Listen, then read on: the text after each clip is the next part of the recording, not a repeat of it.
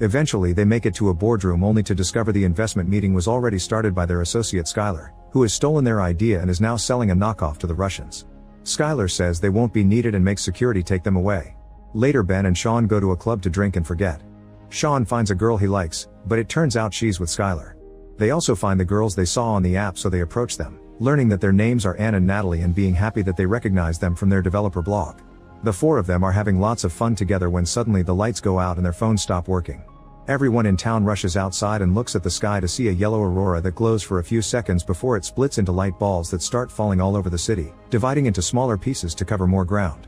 One of the balls lands near the crowd with Sean's group, and everyone steps back in shock. The thing that fell isn't really visible, they can only see a slight shimmer from certain angles. A cop decides to carefully approach it and poke it with his baton, only for the light to suddenly disintegrate him until there's nothing left but ash. As the crowd panics and runs away, another cop tries to shoot the light, but the bullet disintegrates as well. Soon more lights appear in the area and kill as many people as they can reach. Sean's group runs back into the club and quickly closes the doors, but at that moment the light destroys all the windows. This being sees the world in gray and only humans are a glowing orange. And notice an abandoned police car. Skylar and the girls hide nearby while Ben and Sean carefully sneak around to reach the car, breaking the trunk open to find a better map and a flare gun. At that moment a dog starts barking at something invisible only to suddenly be disintegrated. Panicking, Ben and Sean tell the others to run inside the mall before rushing to hide underneath the police car. The creature soon comes closer and its presence activates the car's siren and lights, but while it can see inside the car, it can't see the guys under it and soon leaves. Afterward the duo runs into the mall to reunite with the others. As they look around, they're shocked to find an airliner that crashed right into the building. Skylar thinks they should stay here until help comes, but Sean and Ben feel they need to move on to survive. Discussing what happened, they conclude that the creatures must use some sort of electrical field for protection which activates electrical devices. They look for light bulbs and make them into necklaces to use as warning devices that will light up if the monster comes closer.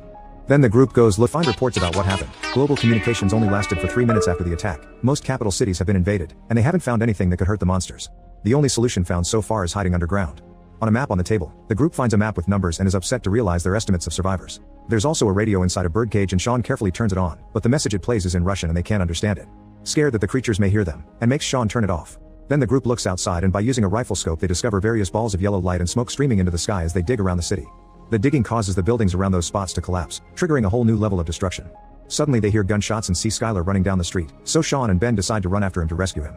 On their way out, they grab the map and the radio from the cage. Sean and Ben reach the street at the same time Anne and Natalie see a monster coming, so they run out too to warn the guys.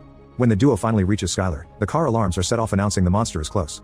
Skylar tells the guys to run and distracts the creature by shooting at it, making it put its attention on him and not to the others. In just a few seconds, Skylar is disintegrated, but his plan allows the boys to escape. As the group reunites, Sean notices a room with power in an apartment building in the distance and they suspect that this is what made Skylar leave.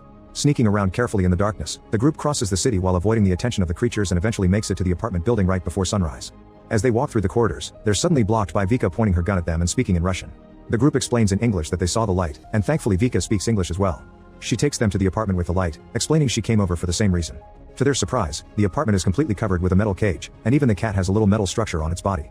The owner Sergei is happy to see more survivors and explains he has a diesel generator. Vika adds